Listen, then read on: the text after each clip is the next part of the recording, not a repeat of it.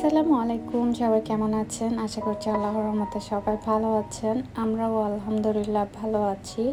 তো আজকে চলে এসেছি একদম সকাল নাস্তা থেকে। তো যেহেতু সকালের নাস্তাটা আমি আমার ছেলে করি, তো দুজনের জন্য খুব বেশি বানাতে ইচ্ছে করে না, তো মাঝে মধ্যে বানাই। তো আজকে হচ্ছে আমি চট্টগ্রাম ভাষায় পুরি বলি, কিন্তু এমনিতে এটার লুচি বলে সবাই। তো ওটাই বানিয়েছি। তো 4 রকমের হয়েছে, দেখতেই পাচ্ছেন। তো এখানে আমার জন্য চা। তো আমার আপুরা অনেক সুন্দর বানায়, আমারও সুন্দর হয়, কিন্তু আজকে এমন হলো কেন জানি না।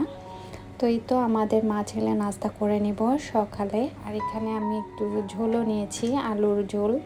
আর আমার লাভলি ভিউয়ার্স, যারা ভিডিওটি দেখা শুরু করেছেন, একটা লাইক দিয়ে ভিডিওটা কন্টিনিউ করবেন। আর আজকে কিন্তু প্রথম খুঁজেই নিয়েছি লাইকটা, কেননা আমার আপুরা সুন্দর কমেন্ট করে কিন্তু একটা লাইক দিতে চায় না, জানি না কেন। তো এখানে হচ্ছে আমরা নাস্তা করে নিয়েছি। নাস্তা করার পর হচ্ছে ফ্রিজটা আজকে ক্লিন করব। তো আমার সবার তো ফ্রিজ ঘর ঝাড়া সব কিছু মোটামুটি হয়ে গেছে, কিন্তু আমার এখনও চলছে আর কি, শেষ হচ্ছে না, আরও অনেক কিছু বাকি আছে। এখনও আমরা শীতের কাপড়টাও বের করিনি, সেটাও ধোয়া হয়নি।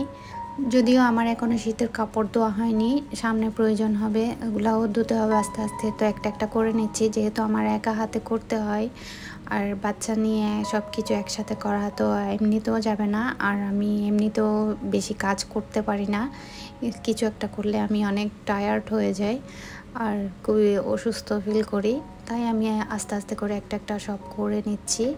তো আমার আপুদের তো সবার অনেক আগেই, প্রায় 1 মাস আগেই ফ্রিজটা ক্লিন করা শেষ হয়ে গেছে, আর আমি এখন করছি।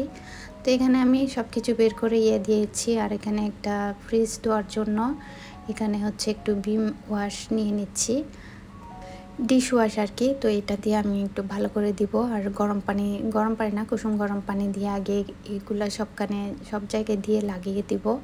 তো এভাবেই সবাই ধুই, এটা শেখানোর কিছু নেই।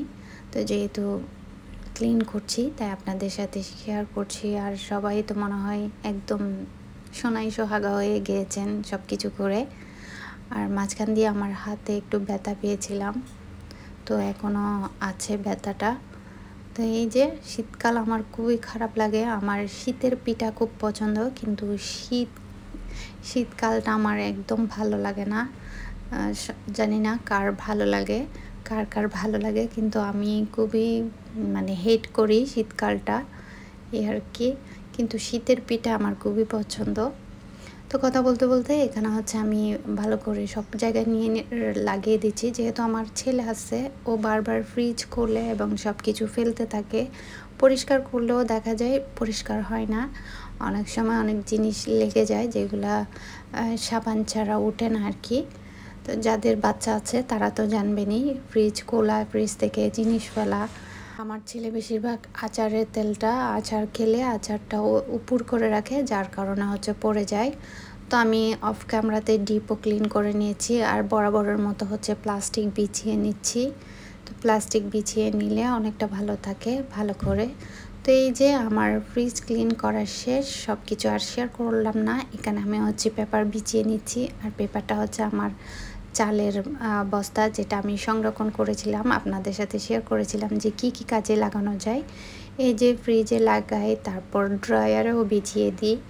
তো এই যে কাপড়গুলো হচ্ছে অনেক টেকসই, তো যেহেতু ফেলেই দিব, তো এগুলাই ব্যবহার করি। তো এই যে আমার ফ্রিজটা একদম নিট অ্যান্ড ক্লিন করে ফেলেছি আলহামদুলিল্লাহ। আর ফ্রিজ ক্লিন করা সব কিছু শেষ। এখন আমরা হচ্ছে দুপুরে রান্না করতে চলে এসেছি। আমি আজকে বটিতে কাটাকুটি করব। আর আসলে আমি খুব একটা কমফোর্ট ফিল করি না বা খুব এক্সপার্ট না বটিতে কাটাকুটি করার। তো আজকে ভাবলাম একটু বাঁধাকপিটা কাটি, সুন্দর লাগতেছে, মন চাইছে আর কি কাটবো। তো আমি, সবাই তো জানেন আমি চপিং বোর্ডে ছুরি দিয়ে সবসময় কাটাকুটি করি। তো আজকে হচ্ছে বটিটা বের করলাম, কেন জানি মনে হলো কাটি। আর জানি না, আমার বটি দিয়ে কাটতে একটু ভয় লাগে, যেহেতু নাই, চর্চা নাই, আসলে চর্চার উপর সব কিছু। তো কাটি, দেশে থাকতে কাটতাম, আর এখনও এখানে আসছে পর্যন্ত কাটা হয়নি। তবে এটা আপনাদের ভাইয়া দিয়ে আনিয়েছিলাম, তো মাঝে মধ্যে কাটা হয়। আর আজকে আমার ভিডিওতে একটু নয়েজ আসবে, সবাই একটু ক্ষমা দৃষ্টিতে দেখবেন। আমি যখনই ভয়েস দিতে আসলাম ফ্রি হয়ে, তখন এদিকে চারপাশে একটু শব্দ হচ্ছে।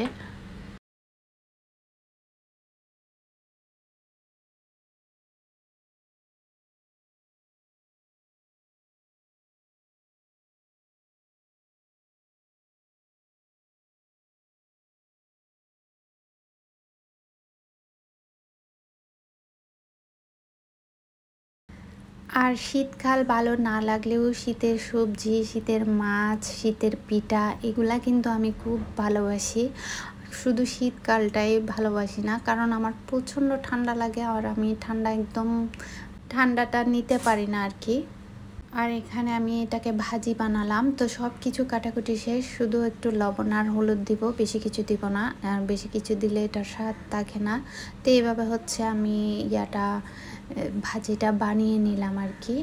তো এইভাবে ভাজি তো সবাই বানান। তো এই যে এটা আমার আম্মু বানাতো, আমার বাবার ফেভারিট, আবার আমার শ্বশুরেরও ফেভারিট ছিল এই সবজিটা। তো কার কার এই ভাজিটা পছন্দ, মিক্স সব কিছু দিয়ে। যেহেতু আজকে ফ্রিজ কমপ্লিট করব, তাই আমি রাতে মাংস রান্না করেছিলাম, আর আমাদের মা ছেলের মাংস দিয়ে রান্না খাওয়া হয়ে গেছে। তো সবজিটা হচ্ছে ওর বাবার জন্য বিশেষ করে রান্না করেছি, তো দিনে আর রাতে হয়ে যাবে। তো এই যে বিকেল টাইমে হচ্ছে ছেলে একটু বায়না করছিল নিচে যাবে, সাইকেল চালাবে। যদিও এতদিন হলো অনেক গরম পড়েছে, নিচে যাওয়া হয়নি। তো ঠান্ডা এখন তো একটু একটু ঠান্ডা, মিষ্টি মিষ্টি, মানে গরমটা খুব একটা গায়ে লাগছে না, তাই হচ্ছে নিচে যাওয়া হয়।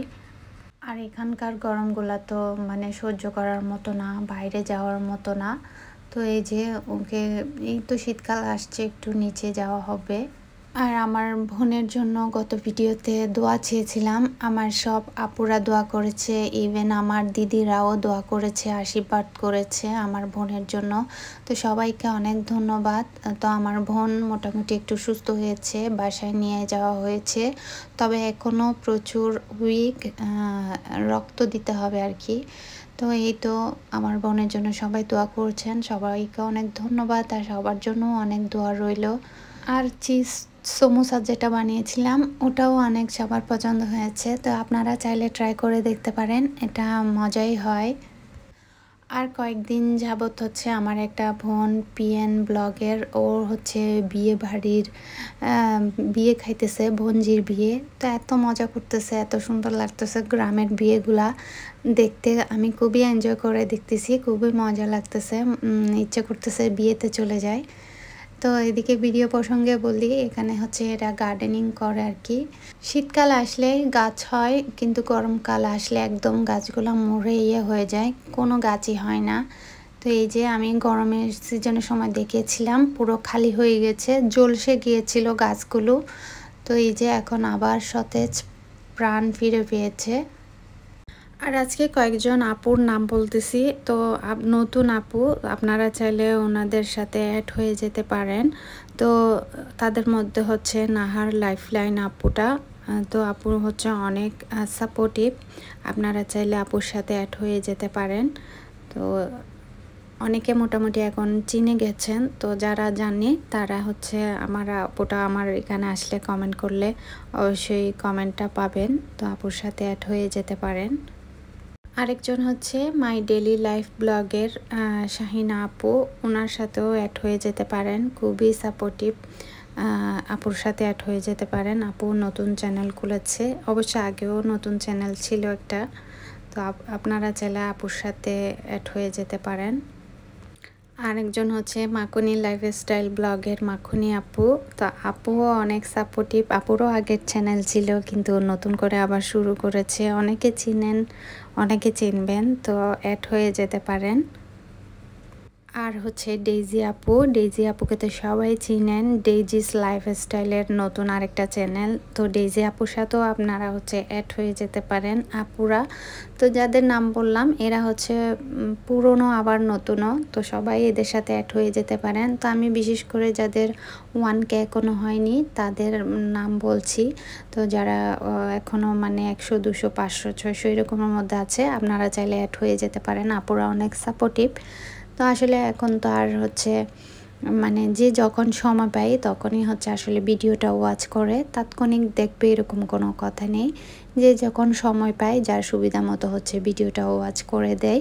এখানে নতুন করে শেখানোর কিছু নেই, কিন্তু নতুন যারা আছে তারা হচ্ছে ভিডিও না দেখে শুধুমাত্র কমেন্ট করতে আসে, একটা লাইক পর্যন্ত দেয় না। তো আমার মনে হয় যারা লাইক করে না তাদের মনে হিংসা আছে, তো হিংসা আছে বিধায় তারা লাইক করতে চায় না। তো আমরা যারা নতুনও না আবার পুরানো না, অনেক অভিজ্ঞতা হয়েছে যেহেতু, তাই বলছি ভিডিও ওয়াচ না করে কোনো চ্যানেলের ওনাররা কমেন্ট করবেন না। আর পারলে একটা লাইক করে দিতে পারেন, সেটা মানবতার খাতিরে। আর একটা লাইক দিতে হচ্ছে কারো টাকা বা শক্তি খরচ হয় না, কিন্তু তারপরও কেন আমরা যারা কমেন্ট করি তারা লাইক করি না। সাধারণ ভিউয়ার্সদের কথা আমি বলছি না, কিন্তু যারা কমেন্ট করতে আসে দেখা যায় কমেন্ট লাইক দেখে কমেন্টের সংখ্যা যখন বেড়ে যায় তখন অবশ্যই কেউ না কেউ আমাদের বন্ধুদের মধ্যেই কেউ না কেউ একজন লাইক দেয়নি, কিন্তু সেটা কেন, সেটার উত্তর আমি এখনও পাই না। তো যাই হোক, আমি তো কখনোই লাইক ছাড়া দেখি না বা দেখবো না, সেটা তো আমি প্রতিজ্ঞাই করে ফেলেছি। কমেন্টের কথা কি বলবো, তো যারা নতুন আছে তারা কি বুঝে দেয় না নাকি না বুঝে দেয় না সেটা জানি না, কিন্তু পুরানো আপুরা মনে হয় না সেটা করবে। তো আজকে অনেক কথা বলেছি, তো কথা বলতে বলতে বিদায় নিয়ে নিচ্ছি। সবাই ভালো থাকবেন, সুস্থ থাকবেন। আল্লাহ হাফেজ, আসসালামু আলাইকুম। আর এখানে আমি হচ্ছি পপকর্ন খেয়ে আপনাদের কাছ থেকে বিদায় নিয়ে নিব। আল্লাহ হাফেজ।